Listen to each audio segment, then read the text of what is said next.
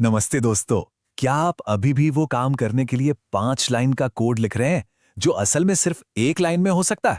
अगर हाँ, तो आज एआई डिजिटल गुरु पर हम साथ मिलकर पाइथन इफ एल्स को और भी छोटा और स्मार्ट बनाना सीखेंगे। आगे बढ़ने से पहले एआई डिजिटल गुरु में आपका बहुत बहुत स्वागत है।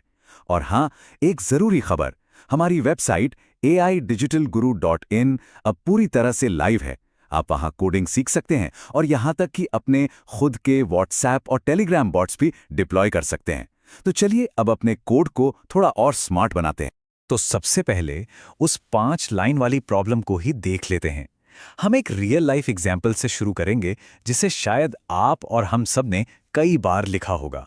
स्क्रीन पर जो कोड है उसे देखिए।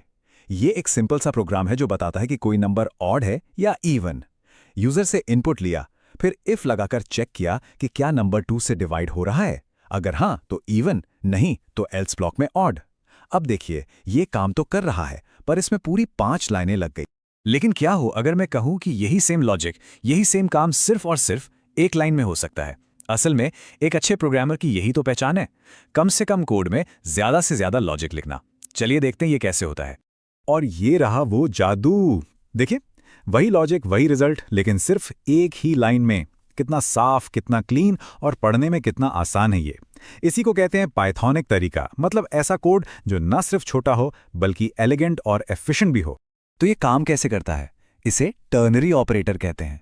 इसका सिंटैक्स थोड़ा अलग है, इसे ध्यान से समझिए। सबसे पहले वो वैल्यू आती है जो कंडीशन ट्रू होने पर चाहिए, उसके बाद इफ और फिर हमारी कंडीशन, और सबसे आखिर में एल्स के साथ वो वैल्यू जो कंडीशन फॉल्स होने पर चाहिए। मतलब वैल्यू इफ ट्रू, फिर इफ कंडीशन और फिर else value if false. Simple. चलिए एक और एग्जांपल देखते हैं ताकि ये कॉन्सेप्ट बिल्कुल पक्का हो जाए। यहां हम वोटिंग की एलिजिबिलिटी चेक कर रहे हैं, जहां उम्र 18 से ज्यादा और 100 से कम होनी चाहिए। लेफ्ट में है वही पुराना लंबा तरीका, और राइट में देखिए हमने एंड ऑपरेटर के साथ पूरे लॉजिक को सिर्फ 1 लाइन में समेट दिया है ना पावरफुल? तो इस हिस्से का सबसे बड़ा टेकअवे यही है, एक कुशल प्रोग्रामर वही है जो कम कोड में ज्यादा लॉजिक लिखे। ये आदत आपके कोड को न सिर्फ छोटा बल्कि ज्यादा प्रोफेशनल और मेंटेनेबल बनाती है। बहुत बढ़िया। तो अब जब आप सिंगल लाइन इफ एल्स में माहिर हो चुके हैं, तो चलिए अब एक लेवल ऊपर चलते हैं। अब हम बात करेंगे नेस्टेड इफ एल्स की, मतलब एक कंडीशन के अंदर दूसरी कंडीशन। यहां से लॉजिक की असली परतें खुलना शुरू होती हैं। इसके लिए एक क्लासिक प्रॉब्लम लेते हैं। मान लीजिए हमारे पास 3 नंबर हैं, ए, बी और सी। अब इनमें से सबसे बड़ा नंबर कैसे पता करेंगे? सोचिए। यहां पर एक सिंपल 1 लाइनर काम नहीं आएगा, हमें एक गहरी स्ट्रक्चर्ड लॉजिक की जरूरत पड़ेगी। इस लॉजिक को समझने के लिए इस फ्लो चार्ट को देखते हैं। देखिए, पहला कदम, क्या ए बी से बड़ा है? अगर जवाब हां है तो हम एक और सवाल पूछते हैं, क्या ए सी से भी बड़ा है? अगर ये भी हां है तो साफ है कि ए ही सबसे बड़ा है। पर अगर नहीं तो सी सबसे बड़ा हुआ। और अगर हमारा पहला ही सवाल कि क्या ए बी से बड़ा है उसका जवाब नहीं होता, तो हम एल्स वाले रास्ते पर जाते और फिर बी और सी को आपस में कंपेयर करते। और ये रहा उस फ्लो चार्ट का पाइथन कोड।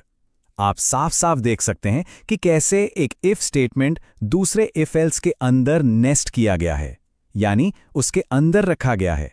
यही नेस्टेड स्ट्रक्चर हमें इस तरह के कॉम्प्लेक्स डिसीजन लेने की ताकत देता है। दोस्तों एक मिनट, आज हमने सीखा कि कैसे अपने इफ एल्स को छोटा और पावरफुल बनाएं और कैसे नेस्टेड लॉजिक से मुश्किल प्रॉब्लम्स को सुलझाएं। हम सच में बहुत मेहनत से ये कोडिंग ट्यूटोरियल्स आप तक लाते हैं। चैनल अभी नया है, हमारे सब्सक्राइबर्स अभी थोड़े कम हैं और हमें आपके सपोर्ट की सच में बहुत ज़रूरत है। अगर आपको आज कुछ भी नया सीखने को मिला हो, अगर ये जानकारी आपको थोड़ी भी वैल्यूएबल लगी हो, तो प्लीज़ एआई डिजिटल गुरु को अभी सब्सक्राइब करें और इसे लाइक ज़रूर करें। आपका एक एक सब्सक्रिप्शन हमें और मेहनत करने के लिए बहुत मोटिवेट करता है। और ज़्यादा सीखने और अपने बॉट्स बनाने के लिए हमारी वेबसाइट aidigitalguru.in पर ज़रूर आइए। अपना कोड साफ रखिए और अपना लॉजिक तेज। मिलते हैं अगले एक्सप्लेनर में।